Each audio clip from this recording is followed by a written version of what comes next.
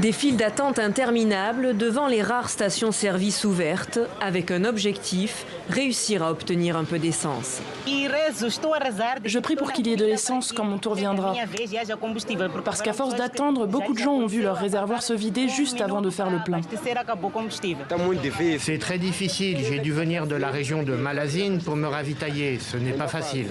Depuis plusieurs jours, Maputo est le théâtre de violences, pillages et blocages après la victoire confirmée et contestée du parti au pouvoir aux élections d'octobre.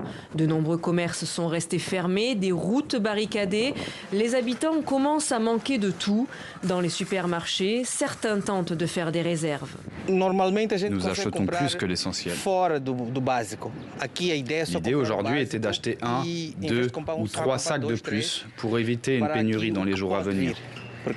Nous ne nous attendons pas à ce que cette situation se termine bientôt. Je n'ai pas pu acheter tout ce que j'achète habituellement.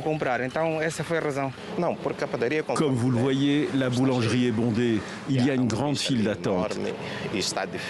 Il est difficile de faire les courses, d'acheter quoi que ce soit.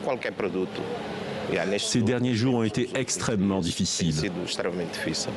Le président élu, Daniel Chapo, dont le parti est au pouvoir depuis l'indépendance du pays en 1975, est sorti de sa réserve vendredi.